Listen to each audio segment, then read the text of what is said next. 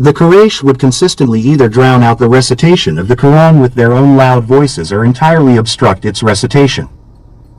According to Ibn Abbas, whenever the Prophet began to raise his voice to recite the Qur'an before the Kaaba, the Quraysh would immediately start shouting, yelling, and hurling curses at both the divine source of the revelation and the Prophet, peace be upon him, who received it.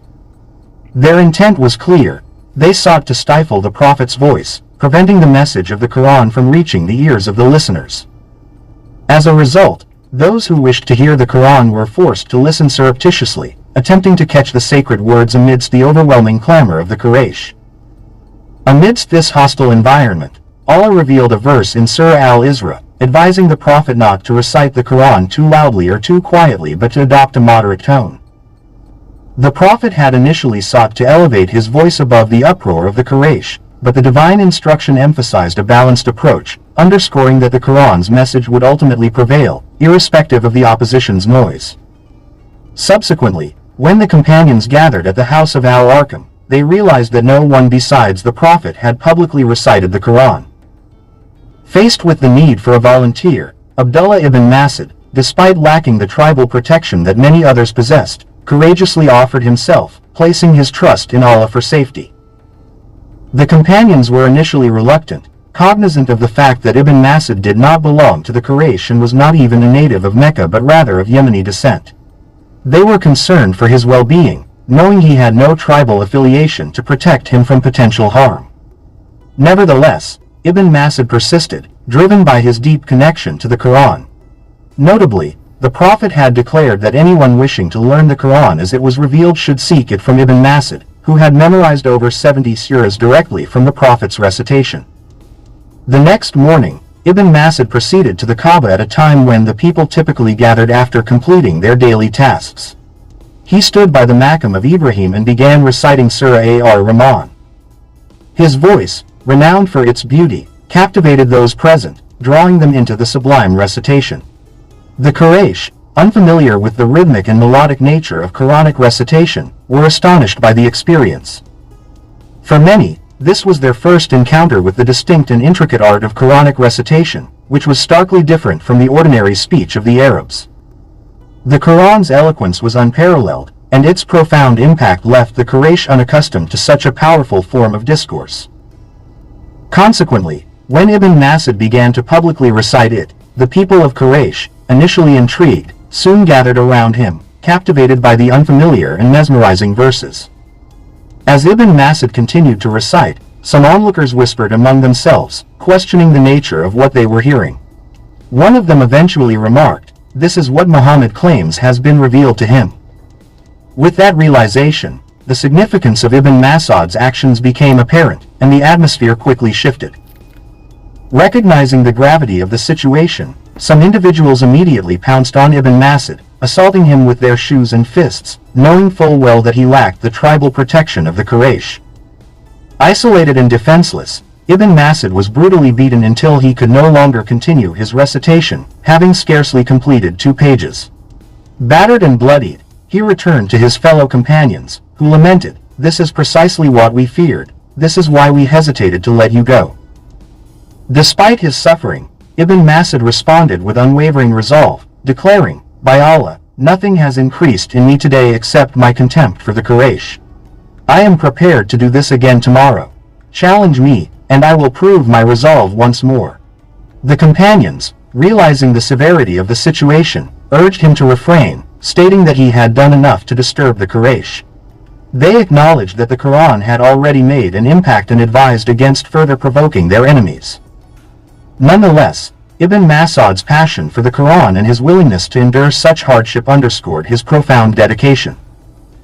This incident is famously echoed in the accounts of Ibn Ishaq and others, where the story of the 3 Quraysh leaders, Abu Jahl, Abu Sufyan, and al-Aqnas ibn Shuraiq, is narrated. These elders of Quraysh, despite publicly opposing the Qur'an, were privately captivated by its verses. They would secretly venture out at night, drawn by the Prophet's recitation during his tahajjud prayers. The tranquility of the pre-dawn hours, in the silent and small village of Mecca, allowed them to listen from a distance as the Prophet recited the Qur'an in the stillness of the night. The recitation, which resonated through the quiet streets, mesmerized them, compelling them to return night after night. However, their secret was revealed when, on multiple occasions, they found themselves bumping into each other at the break of dawn. Embarrassed by their clandestine actions, they realized that if word got out, it would undermine their authority and standing among the people. Hence, they made a pact to cease their nocturnal visits, fearing the loss of their societal respect. This anecdote highlights the profound influence the Qur'an had even on its staunchest opponents. It serves as a testament to the transformative power of the Qur'an, which moved even the hearts of those who outwardly resisted it. One can only imagine the spiritual and emotional impact of hearing the Qur'an directly from the voice of the Prophet Muhammad, a recitation so powerful that it drew these men out of their beds in the dead of night, driven by a deep, albeit unspoken, admiration for the divine words. When granted the opportunity to listen to the recitation by the Prophet himself, one can only imagine the profound emotions that would arise. The prophetic voice, laden with the divine message, must have stirred the deepest sentiments in its listeners. For these three men, all of whom were advanced in age and stature, to abandon the comfort of their beds and stand in secrecy outside the Prophet's home, solely to hear his recitation, is a testament to the irresistible allure of the Qur'an's eloquence. Despite the social and political repercussions, they felt compelled to engage in this clandestine act. Acknowledging the potential disgrace if discovered, the men swore an oath to maintain their secret and refrain from returning. Yet, on the morning of the fourth day, al-Hikmah approached Abu Sufyan, inquiring about his thoughts on the recitation they had heard. Abu Sufyan, grappling with his own apprehensions, deflected the question, urging al-Hikmah to reveal his thoughts first. This hesitation was not merely a display of decorum but indicative of the inner conflict that Abu Sufyan, who would later embrace Islam, was experiencing. Al-Hikmah, whose ultimate fate remains debated among historians, candidly confessed that the recitation appeared to be the truth. This admission, though sincere, was met with a cautious response from Abu Sufyan. He acknowledged the eloquence of the Qur'an, admitting that while he comprehended parts of it, other aspects eluded his understanding. His response was deliberately ambiguous, reflecting his political acumen and reluctance to make any declarative statements that might betray his internal struggles. Al-Hikmah then sought the opinion of Abu Jahl, the staunch adversary of the Prophet and leader of the Banu Makhzum. Abu Jahl, in a moment of unguarded honesty, attributed his refusal to accept Islam not to the message itself but to the deep-seated rivalry between his tribe and the Banu Hashim. He articulated that every act of generosity, bravery, or leadership displayed by the Banu Hashim had been met with equal measure by his own tribe, the Banu Makhzum. This competition, entrenched in their history, was the true barrier preventing him from acknowledging the truth of the Qur'an.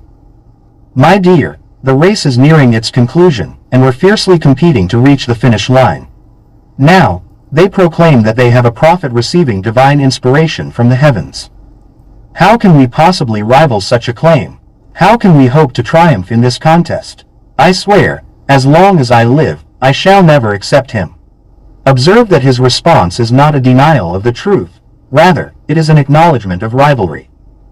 He resists because the Prophet is his competitor, not because he doubts the veracity of his message.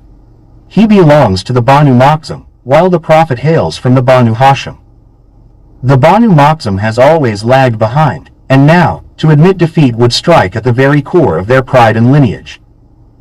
This obstinate pride, deeply rooted in pre-Islamic ignorance, Jahiliyyah, manifests in their sense of superiority based on lineage, a concept that even Abu Talib struggled with, preventing him from accepting Islam. It highlights the profound cultural entrenchment of such beliefs. Consequently, one of their strategies was to suppress the recitation of the Qur'an. Allah references this tactic in the Qur'an, noting that when they heard it, they urged one another to drown it out with murmurs and noise, hoping to overpower its influence.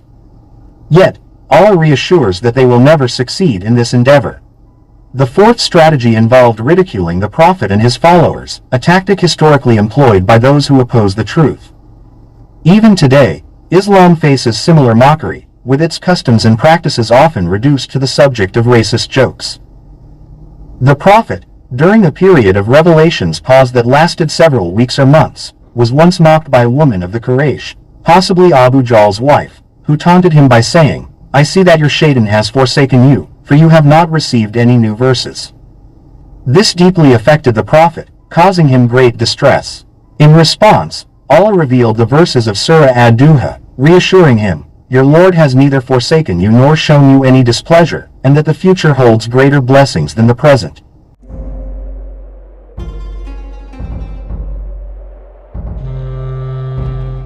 The Prophet was profoundly grieved by the mockery, which is understandable as human nature often feels the sting of ridicule, especially from an elderly woman. Allah, in His mercy, consoled him with promises of future contentment and blessings. The surah continues, offering solace and encouragement. Abu Jahl, in particular, went out of his way to smear the Prophet's mission. If the individual in question was of high status, Abu Jahl would mock them, while those of lower status would face physical intimidation. He would challenge those of nobility, questioning their loyalty to their forefathers, asking whether they thought themselves better than their ancestors. This was a deeply ingrained Arab cultural practice, where lineage and ancestral honor were paramount. Abu Jahl would also employ boycotts and threats, refusing to engage in trade with those who embraced Islam. One incident, recorded by Ibn Ishaq in his Sirah, recounts how a man, not of the Quraysh, had made a purchase from Abu Jahl but was continually stalled when he sought payment. Frustrated, the man approached Abu Jahl, who, in jest, told him to seek redress from Prophet Muhammad. Unaware of the mockery, the man went to the Prophet's house and conveyed the situation, expecting the Prophet to recover the owed money on his behalf. The original scheme was devised with the expectation that the Prophet might settle Abu Jahl's debt by redirecting the owed amount to the man who sought repayment. Consequently, the man, under the impression that the Prophet owed a debt to Abu Jahl, approached him, believing that the Prophet would resolve the matter on Abu Jahl's behalf. The Prophet calmly assured the man, stating, do not be concerned, I will retrieve your money. Taking the man's hand, the Prophet proceeded immediately to the residence of Abu Jahl, where he knocked on the door. When Abu Jahl opened it, he found the Prophet standing before him, accompanied by the man. The Prophet then addressed him, O Abu Jahl, return this man's money at once. Upon hearing this, Abu Jahl's face turned pale, and he began to tremble with fear. Without hesitation, he retreated into his home and returned with a bag of coins, which he handed over without counting. In a panic, he simply threw the bag at the man and said, take it. Unaware of the underlying events, the man assumed that Abu Jahl had intended for the Prophet to assist in recovering his money from the start and left, satisfied with the outcome. Later, when a friend of Abu Jahl questioned his sudden compliance, asking, why did you give in so easily and pay the man when you had refused for so long? Abu Jahl replied, when Muhammad demanded the money, I saw something behind him that terrified me, something you could not see. According to one account, he claimed to have seen a herd of angry camels, ready to attack him. This, of course, was a miraculous sign, as these camels were no ordinary creatures but were sent by Allah to instill fear in Abu Jahl. Realizing the divine nature of the event, he quickly handed over the money, recognizing that he was contending with a higher power, not merely human resolve. In his attempts to discredit the Prophet, Abu Jahl instead found himself humiliated by his own actions. The Quraysh employed various tactics, including outright slander, in their efforts to undermine the Prophet. They fabricated lies and descended to levels of deceit previously unheard of among them. The Qur'an references several of these fabrications, and it is noteworthy that even today, those who reject Islam often resort to the same baseless accusations. Among these fabrications was the claim, he is mad, despite the Quraysh knowing well that the Prophet was of sound mind. The Qur'an addresses this accusation, stating, I have lived among you for a lifetime, do you not reflect on who I am? Nevertheless, they persisted in alleging madness. Others claimed he was a soothsayer or a sorcerer, although they could not even agree on whether he was casting spells or had been bewitched himself. Such contradictory accusations continue to be propagated by those who reject Islam to this day. Regarding the title, Abu Jahl, some scholars suggest it was assigned by the Prophet Muhammad, contrasting with his earlier title, Abu al-Hikmah, Father of Wisdom. However, historical accounts also indicate that the Quraysh referred to him as Abu Jahl, independently of the Prophet. The precise origin of this title remains uncertain, and we do not have a definitive answer.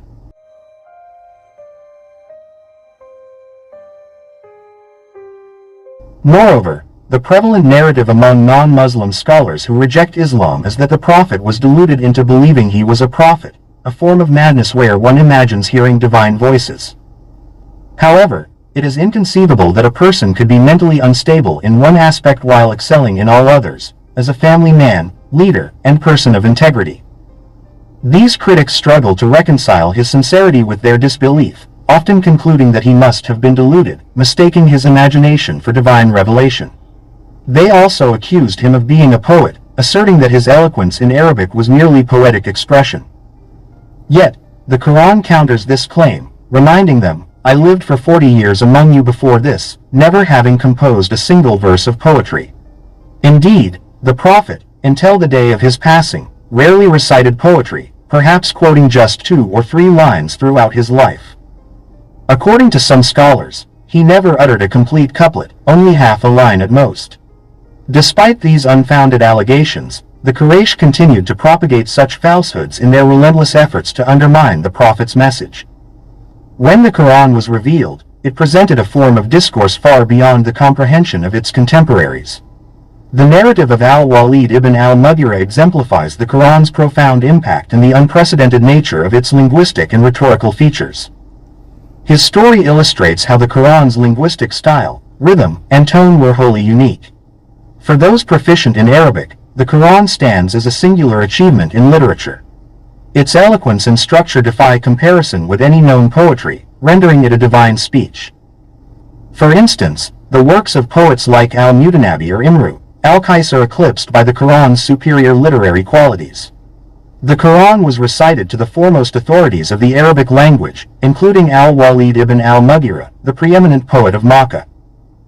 Al-Walid, the chief of the Banu Makhzum and the father of Khalid ibn al-Walid, was recognized as the unparalleled poet of his era, akin to Shakespeare in his influence. During poetic contests with rival tribes, al-Walid represented Makkah, embodying the zenith of poetic prowess. One pivotal moment occurred when the Prophet recited the Qur'an near the Kaaba. For the first time, al-Walid listened without interruption, an experience that profoundly affected him. He stood transfixed, absorbing the recitation until its conclusion. Afterward, he muttered a reflection that quickly disseminated among the people of Makkah. Al-Walid remarked, "By Allah, I have heard a speech from Muhammad that is neither of human nor jinn origin. It possesses a sublime quality that surpasses all that has ever been encountered." Al-Walid's reaction alarmed the Quraysh, as their most esteemed poet seemed to acknowledge the Qur'an's superiority. Upon hearing this, Abu Jahl, the second in command, intervened, expressing concern to al-Walid that his praise of the Qur'an would not be tolerated by his peers. Abu Jahl insisted that al-Walid must retract his endorsement and denounce Muhammad to avoid dissent from his community.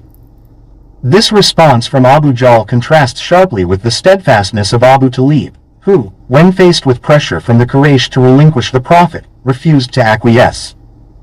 Al-Walid, however, displayed the characteristics of a conventional politician, readily compromising his principles under public scrutiny to preserve his position. This highlights the difference between a true leader and a political opportunist, the latter often willing to forsake integrity for favor. Abu Jahl's strategy included labeling the Prophet as mad, but al-Walid, recognizing the absence of any signs of madness, could not endorse this characterization. Abu Jahl then suggested branding the Prophet as a soothsayer or magician, but al-Walid found these labels equally unsuitable, noting that the Prophet did not exhibit traits of either. Frustrated, Abu Jahl proposed that al-Walid declare the Prophet a poet. Al-Walid, renowned for his own poetic skill, countered that despite his expertise in poetry, the Qur'an was unlike any poetry ever encountered. Under mounting pressure, al-Walid requested time to devise a suitable response. He spent several days in deep contemplation, weighing his words carefully. Ultimately, he arrived at a conclusion, but before he could articulate it, Allah revealed verses in the Qur'an that precisely captured his private thoughts and emotions, an insight so precise it astonished all who learned of it. The Qur'an's revelation showcased a remarkable alignment with reality, illustrating its divine coherence. Prior to al-Walid's verbal response, the Quranic verses were revealed, disclosing his inner conflict. This moment signifies a direct divine address to al-Walid, highlighting the Quran's exceptional nature.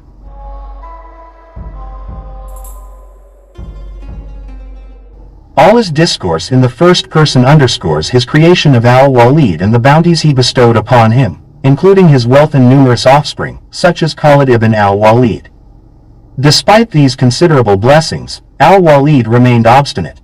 Allah vividly describes al-Walid's reaction to the Quran, detailing his private struggles and emotional state, insights unknown even to his immediate family. The Quran's portrayal of al-Walid's discontent underscores its extraordinary capacity to penetrate the deepest layers of human experience. In response to this divine revelation, al-Walid sought to undermine the Prophet Muhammad, peace be upon him, by dismissing the Quran as a form of sophisticated sorcery. Allah's rebuttal to al-Walid's efforts to belittle the Quran is unequivocal, condemning him to the blazing fire. The verses serve as a challenge to al-Walid, asserting that divine speech transcends any human or magical rhetoric. Al-Walid's resistance and eventual death in disbelief contrast with the eventual conversion of his sons, Khalid and another elder son, who later embraced Islam. This episode illustrates the diverse responses to the Quran's profound impact, including attempts to discredit it. For instance, Abu Jahl publicly denounced the Prophet, cautioning pilgrims to avoid him, labeling him as a madman or magician, thus attempting to deter engagement with the Prophet's teachings. Despite these attempts at discrediting the Prophet, some individuals, such as a physician who initially sought to cure the Prophet of supposed madness, were ultimately converted by the Quran's message. This paradox highlights how efforts to malign the Prophet often resulted in greater acceptance of his message.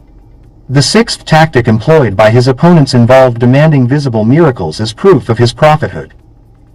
Critics challenged the Prophet to perform extraordinary feats, such as making water spring forth from the earth or transforming the desert into fertile land.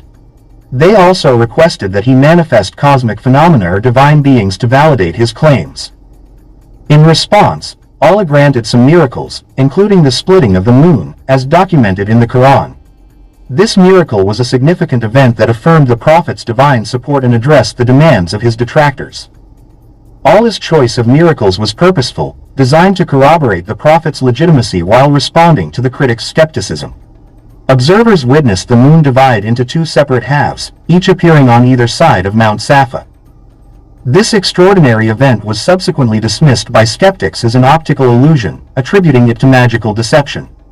This situation raises the question of why additional miracles were not forthcoming. The primary rationale lies in the Quran itself, which Allah designated as the supreme miracle. This divine revelation was intended to serve as the ultimate sign. A further explanation for the lack of additional miracles is the recognition that such requests were motivated by obstinacy and arrogance. Historical precedent shows that even when miracles were presented, such as the splitting of the moon, they were frequently disregarded.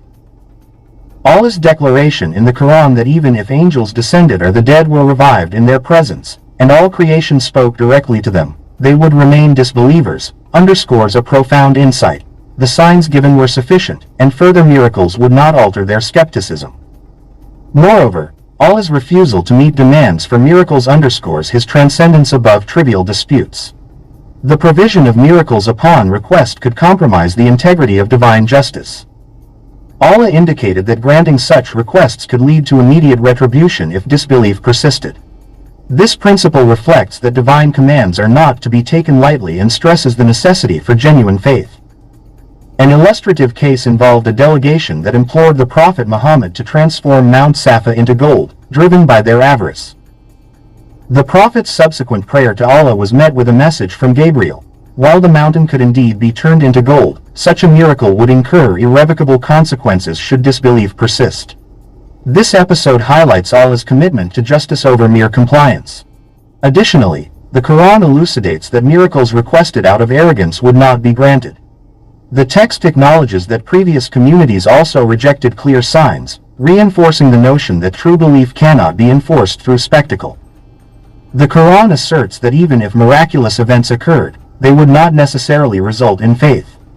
The seventh tactic employed by the adversaries involved negotiating a compromise or offering direct bribery. They attempted to reach an agreement with the Prophet Muhammad by proposing a rotation of worship between their deities and Allah, aiming to mitigate societal disruption caused by increasing conversions. However, this approach fundamentally conflicted with the principle of Tawheed, monotheism, as emphasized in the Qur'an. In response, Allah revealed verses rejecting any form of compromise. The Qur'an unequivocally states that worship of Allah cannot be equated with the veneration of other gods. The emphasis on exclusive devotion to Allah demonstrates the non-negotiable nature of monotheism. The Qur'an differentiates between mere ritualistic practices and genuine worship. A notable instance of bribery involved Abu Lahab, who, along with others, attempted to negotiate with the Prophet Muhammad for a single concession that would meet their demands. Abu Lahab's misunderstanding of the Prophet's request for a declaration of faith highlights the disconnect between their intentions and the core principles of Islam. This episode exemplifies their resistance to the fundamental tenets of the faith. The opposition faced by the Prophet Muhammad encompassed various strategies, from rejecting miracles to negotiating compromises. Despite these efforts to undermine or negotiate with him, the unwavering nature of divine revelation and the principles of monotheism prevailed. From his vantage point, the Prophet Muhammad observed the armies arrayed for battle and discerned a figure on a red camel moving back and forth, uttering words that were inaudible from half a mile away. The Prophet then addressed his followers, indicating that if the Quraysh possessed any integrity, they would heed the wise counsel of the man on the red camel, identified as Mutim bin Adi. Mutim was attempting to prevent the Battle of Badr by beseeching the warriors to reflect on their familial connections and the futility of engaging in combat. He implored them to consider the severe ramifications of fighting their own relatives, stressing that victory would mean killing family members, while defeat would result in senseless death. Despite Mutim's heartfelt pleas, Abu Jahl dismissed his appeals and countered with fervent rhetoric. Abu Jahl's opposition continued until he, along with his brother and son, perished early in the Battle of Badr, notably during the fierce confrontation between Ali, Hamza, and others. Simultaneously, the Quraysh leaders, gathered in their assembly, were mocking and deriding the Prophet Muhammad. Amidst this, Abu Sufyan proposed a more pragmatic approach. He suggested that they should try negotiating with the Prophet, recognizing his status as his nephew and the significant impact of his message on their society. Abu Sufyan offered to act as their intermediary, believing he could secure a compromise. The Quraysh agreed to his proposal, allowing him to commence negotiations. Approaching the Prophet Muhammad, Abu Sufyan addressed him with respect, acknowledging his distinguished lineage and the upheaval his message had caused. He posed provocative questions intended to unsettle the Prophet, such as comparing him to his ancestor Abdul Muttalib. These questions were crafted to imply that it was blasphemous for the Prophet to claim superiority over his forebears. The Prophet, however, chose not to respond directly, adhering to the principle of avoiding deceit while recognizing the futility of engaging with such loaded questions. Abu Sufyan expressed his dismay at what he perceived as the Prophet's transformation from a symbol of hope to a source of division and conflict. He lamented the Prophet's role in fracturing their society, using the Arabic expression, waiting for the cry of a pregnant woman, to signify imminent upheaval. Abu Sufyan then presented his offer. If the Prophet's motives were financial, he promised unprecedented wealth. If political power was desired, he offered kingship. If personal desires were at stake, he promised any woman of his choice.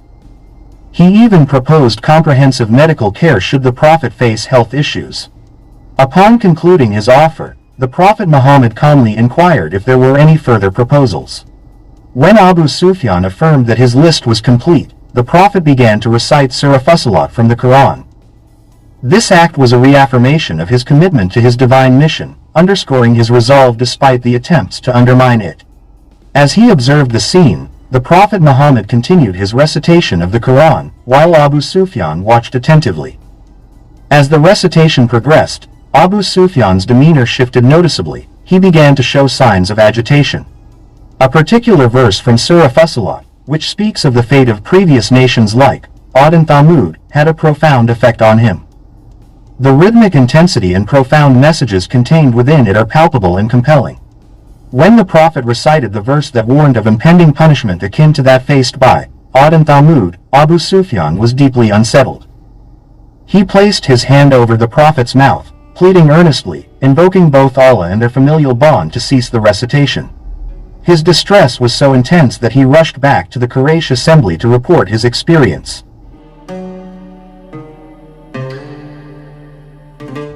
He urged them to abandon their opposition to the Prophet, asserting that he had encountered a speech of unprecedented profundity.